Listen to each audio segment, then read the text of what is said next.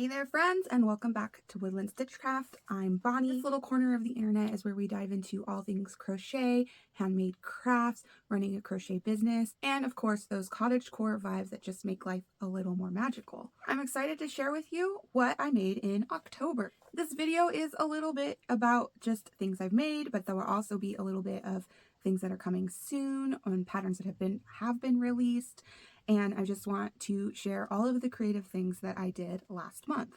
I'd also love to hear about the creative things that you did last month. What crochet projects did you finish? What business goals did you hit? Anything to do with the handmade creative world, I love to talk about. October can be a little busy because I've got 3 kiddos and we do a lot of harvest festivals and Halloween events. We are a big Halloween family. I also have my wedding anniversary in October. My husband and I actually got married on Halloween. When we first met, we really bonded over kind of our love of Halloween and monster style movies, zombies and things like that. My husband actually proposed on Halloween, and then we got married on Halloween. Despite all that, I was able to get a little bit of crochet and crafting in, and I'm excited to share with you the things that I've been working on. So grab a warm beverage, get cozy, and let's dive in. First projects I want to share with you are the ones that I actually finished completely, and these are designs that I published. So not only did I make them, I wrote the pattern and got it to testers and started releasing all in October, which is faster than I usually design things. I got festive a little bit early. Even though it was spooky month, I was working on Christmas ornaments.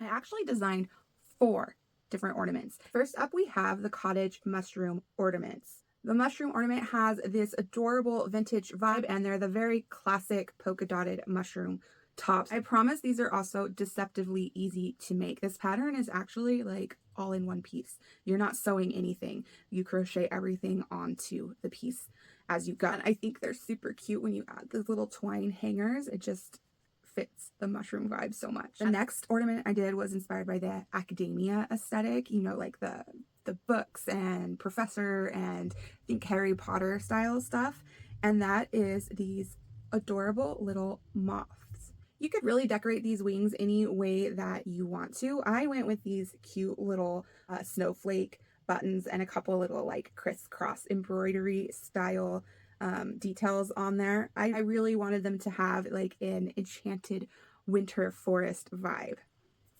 Then there are my Victorian style ornament. These have a bit of a more traditional look to them, but the twist is that this middle section is these cute little ruffles. I actually used also these more disc shaped, I don't know if you can tell, disc shaped ornaments to make them. So they also just are a little bit different in that way too, a little bit more of a modern shape, but still very traditional vibes to them. And as far as I can tell, the covers work around your just everyday round ones too. One of my testers actually used round plastic ornaments to cover, and they look perfectly fine.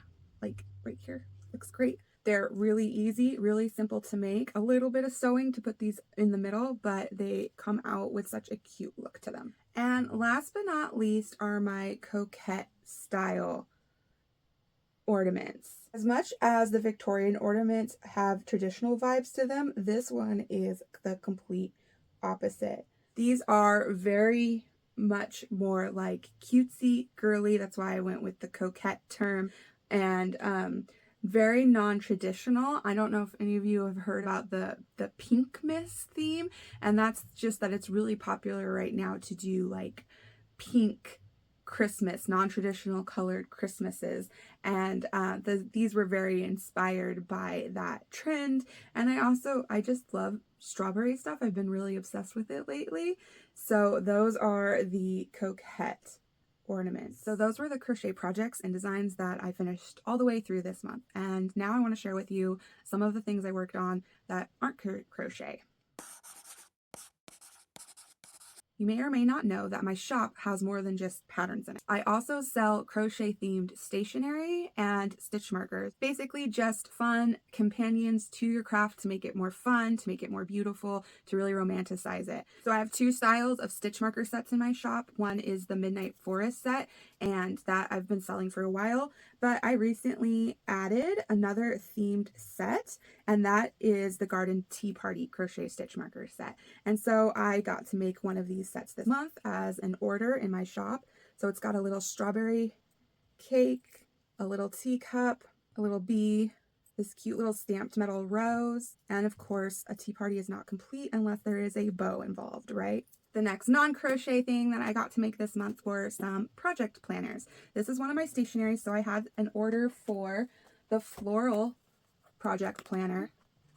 It's got the bee pocket in it. These are super fun to make. That's going in the mail. If this is yours, if you order it, that's going in the mail soon. And then this month, or last month, I decided to add a different style. So I have the floral print, and now I have the mushroom print.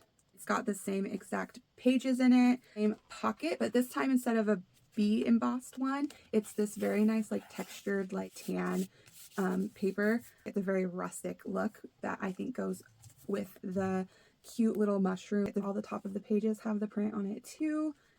So I was really excited to get that up in the shop, and those are available now. I am almost out of the embossed bee pocket paper for the floral project planners. So make sure you get that soon, and also keep your eye out because these might be on sale for Black Friday. All right, and last but not least, what I worked on was some new designs that will be coming out later, but they didn't get finished last month, but they did get started, and I just wanted to share a little bit about those.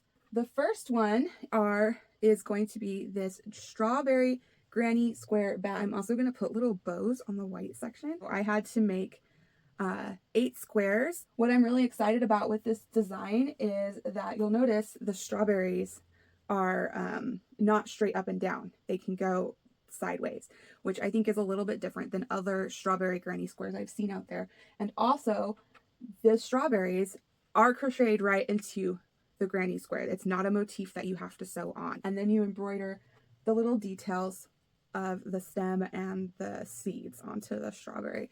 I'm really excited about this one. I can't wait to see how it all comes out. The next pattern that I made some progress on is going to be another bag. This one is going to be more like a messenger bag, where the strawberries are going to be more like a tote bag. This one is very inspired and made in the same way as my academia book sleeve. So it's going to have the lines going up. As far as I got was this. And then I think I'm going to do something fun with the flap that goes over to close the bag, which I'll keep secret until I know I can actually do it, because sometimes the stuff that's in my head doesn't come out in the crochet exactly how I want it to. But I actually really love the colors. It kind of reminds me though of a gingerbread. I'm hoping that it's less gingerbready when I've got the other stripes and the flap on it. But that is in progress also. Both of those bag patterns I'm hoping to get out to testers by the end of this month. So if you would be interested in testing either of those, you can find the link to sign up for my pattern testers email list in the description. And that's a wrap on my October makes. Whether it's crafting, creating, even just decorating in your own style in things that bring a smile to your face, there's just something so magical about adding a handmade touch to your life. If you love this video, don't forget to like it. And if you haven't yet, I would love for you to join the Woodland Stitchcraft family by hitting that subscribe button. That way you won't miss out on any cozy crochet content, tutorials, or inspiration. And again, I would love for you to comment and share with me what you got to create in the month of October. Thanks so much for hanging out with me today. Thanks.